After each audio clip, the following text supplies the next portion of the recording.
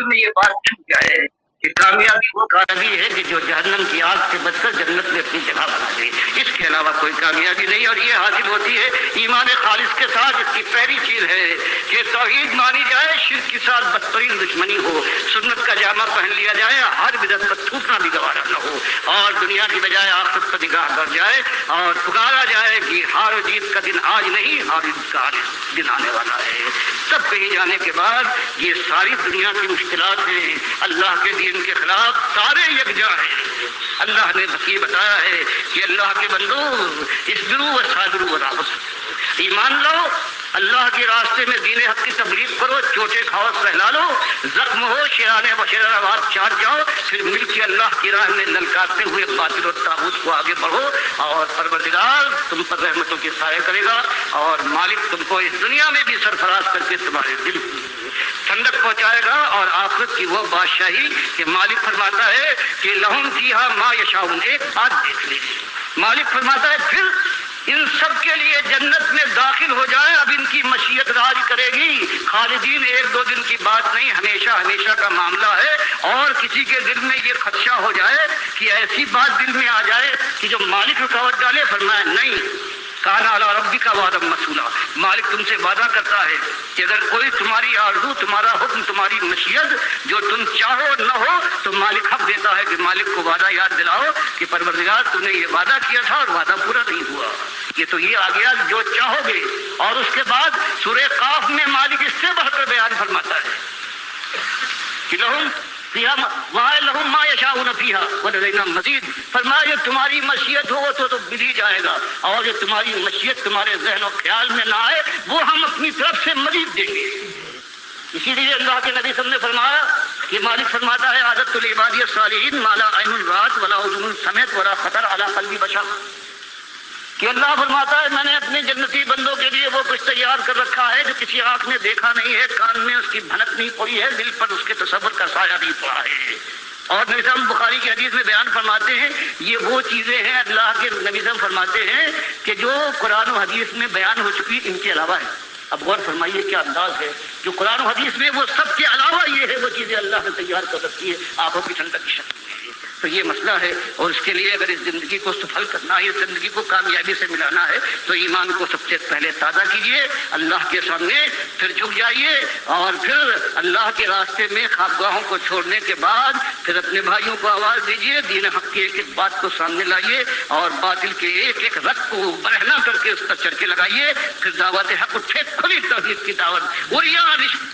शिर्क को ख़त्म करने के लिए फिर अल्लाह ताला आजमाइश में डालेगा। मालिक फरमाता है अंबिया तक पढ़े हैं, रसूल पुकार उठे हैं कि मता नसरुल्लाह, फरमाया लेकिन हम साथ छोड़ने वाले नहीं हैं, एक हद तक आजमाने के बाद हम बलाए हसन से कामयाब करेंगे। तो ये आपके सामने भी ईमान का ये तकाजा है, यही मेरे सामने है। आइए कि तजदीद करें, ला इलाहा इल्लल्लाह मुहम्मदुर समझें, और इन नबी सल्लल्लाहु और उनके साथियों की ज़िंदगी अपने सामने रखकर फिर तसव्वुर करें कि वो जा रहे हैं, कितने जा रहे हैं, जहन्नम की तरफ फेंके दिए जा रहे हैं फरिश्ते उनको, और कितने हैं कि पिज़राई हो रही है, मुबारकबाद दी जा रही है। और ये जब नक्शा पूरा तसव्वुर अगर आ जाए जहन के अंदर, गोया हाजिर है कुरान और हदीस का जो नक्शा है, तब कहीं जाने के बाद इस खारदार वादी में सही मानों में कदम डालकर फिर जमा जा सकता है अल्लाह की तौफीक से। अल्लाह मुझे भी इस बूढ़े को तौफीक दे कि सांस निकले तो उसके बाद ईमान के साथ निकले, और रास्ते में ना तो कोई हिम्मत जवाब दे और ना चालाकी के लिए खुद अपनी जान बचाने के लिए दीन को मोड़ दिया जाए। यही हुआ है उम्मत के अंदर कि बड़े बड़े उठे हैं, बड़ी उम्मीदें उनसे वाबस्ता की गई हैं, लेकिन उसके बाद इस रास्ते की दुश्वार गुजारियाँ उनके सामने आई हैं, और मालूम करने की बजाय जहन्नम की तरफ है अल्लाह ये मुजाहिदाना आवाज़ है डॉक्टर मसूदुद्दीन उस्मानी रहमतुल्लाह अलैह की, और इसमें ज़ोर दिया गया है कि देखो जब ये हकीकत है कि कामयाबी का दिन आज नहीं बल्कि कामयाबी का दिन आने वाला है, तो उस दिन के लिए जो एक मियार है उसके ऊपर पूरा उतरा जाए,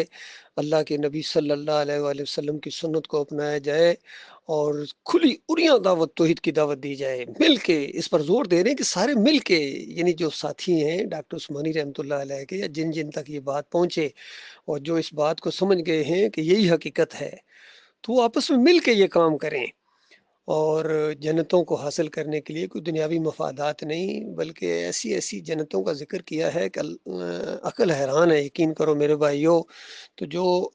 اس بات کو حق سمجھتے ہیں، اس دعوت کو حق سمجھتے ہیں، اور ڈاکٹر عثمانی رحمۃ اللہ علیہ کے اصلی ساتھی ہیں، وہ دوبارہ منظم ہونے کی کوشش کرو، کیونکہ ڈاکٹر صاحب آخر میں یہ کہہ رہے ہیں کہ جماؤ دکھاؤ اس کے اوپر، بڑے بڑے آئے ہیں، بڑے بڑے علم کے پہاڑ،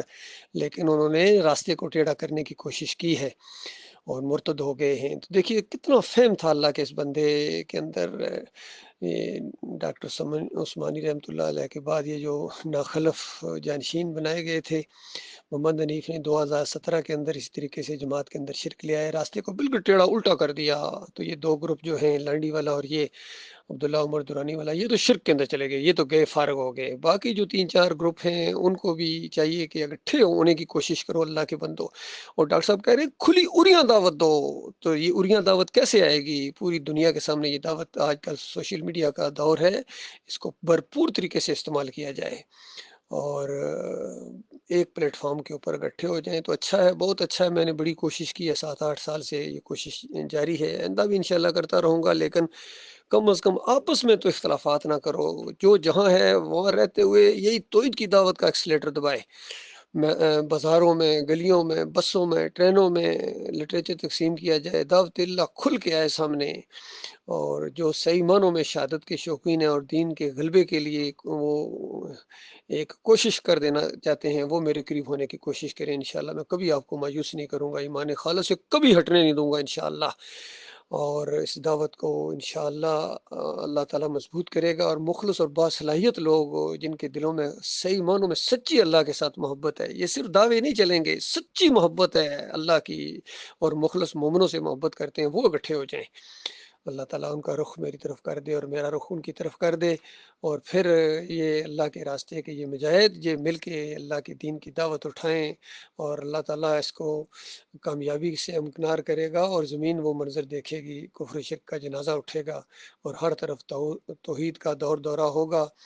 پاکستان کو صحیح معنوں میں پاکستان بنایا جائے گا، جب شرک اور کفر کا یہاں نشان نہیں ہوگا، کوئی مزار نہیں ہوگا، کوئی پیری مریدی نہیں ہوگی، عرس اور میلے نہیں ہوں گے،